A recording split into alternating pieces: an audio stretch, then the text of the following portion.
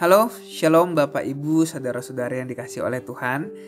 Balik lagi kita hari ini di konten Go Sharing Live yang tayang setiap hari Rabu, minggu pertama dan minggu ketiga pukul 10 pagi di channel YouTube Go Bogor Online Service. Perkenalkan, nama saya Yobel. Hari ini saya mau sharing sedikit dari apa yang menjadi perenungan saya beberapa hari ini, yaitu tentang Let Go and Let God. Renungan hari ini saya ambil dari Keluaran 14 ayat 14 yang berbunyi sebagai berikut.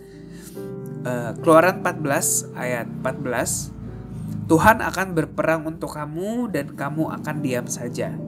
Nah, di versi NIV-nya atau versi New International Version-nya dikatakan sebagai berikut. The Lord will fight for you and you need only to be still.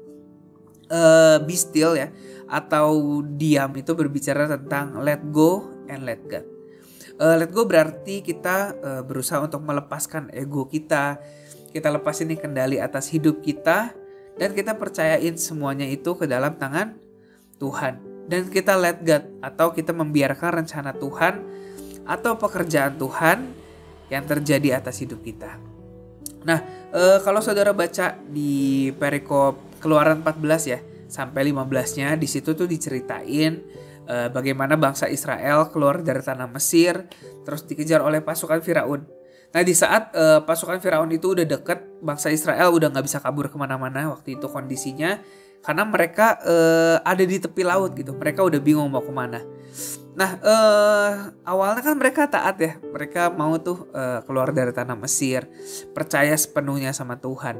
Tapi saat kondisinya mendesak yang tadi tuh, bangsa Israel ini punya respon yang salah, yaitu mereka mulai menyalahkan Tuhan gitu. Bahkan sampai ada di Keluaran 14 tuh bilang kayak gini mereka, buat apa Tuhan bawa kita sejauh ini ya kan? Lebih baik kita jadi budak di tanah Mesir daripada kita mati di sini.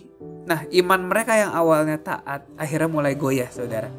Dan akhirnya lewat perantaraan Musa, Tuhan berfirman yang ayat tadi kita baca di Keluaran 14 ayat 14.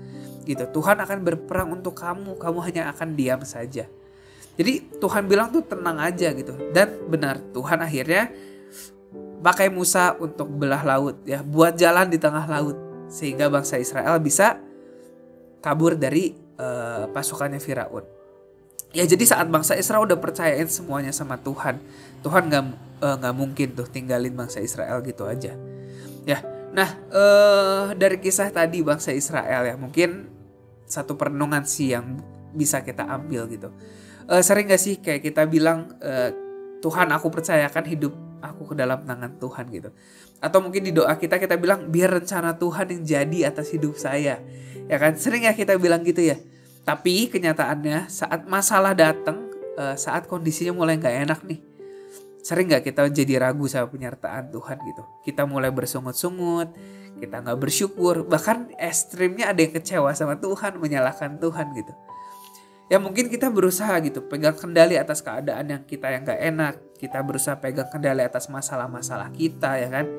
Dan yang buruknya kadang-kadang kita berusaha menjadi Tuhan atas diri kita gitu. Kita merasa, wah Tuhan, rencana ini nih yang paling baik nih gitu. Seakan-akan kita paling tahu gitu apa yang terbaik buat hidup kita.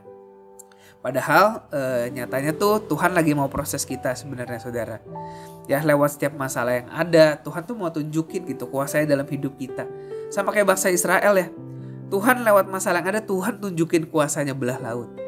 Ya, jadi saat satu hal nih ya yang perlu kita ingat. Saat kita mau let go and let God, kita itu harus percaya sama namanya prosesnya dari Tuhan. Ya, jadi ikut Tuhan itu ya, berserah sama Tuhan, bukan berarti hidup kita bakal enak-enak terus, bukan berarti hidup kita bakal nyaman terus. Enggak ya. Jadi ada proses yang harus kita lewatin. Ya memang lewatin proses itu gak enak ya, tapi Tuhan janjiin selalu bakal menyertai kita. Saat kita mengerti tentang let go and let God ini, kita akan ngerasain nih bahwa Tuhan tahu yang terbaik buat hidup kita daripada kita sendiri. Ya kan, jadi ketika kita mengalami keadaan yang gak enak, atau kita mengalami keadaan yang menyakitkan untuk kita, ya kan, mungkin kita gak ngerti nih kenapa ini terjadi dalam hidup saya, dalam keluarga saya, mungkin dalam pekerjaan saya kan. Tapi kita bisa milih, saudara, kalau kita tetap percaya Tuhan pegang kendali. Saat Tuhan pegang kendali, pasti endingnya baik-baik aja semuanya. Ya, kita tahu kalau Tuhan pasti rancangan yang terbaik buat hidup kita. Jadi kita nggak kecewa. Ya, kita tahu kalau Tuhan nggak pernah tinggalin kita. Jadi kita nggak nyalahin Tuhan atas keadaan kita yang sedang kita alami.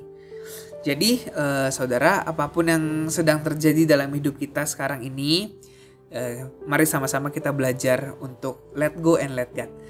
Percayain sepenuhnya ke Tuhan dan percaya kalau Tuhan pasti lakuin bagiannya walaupun kita di dalam kondisi yang buruk.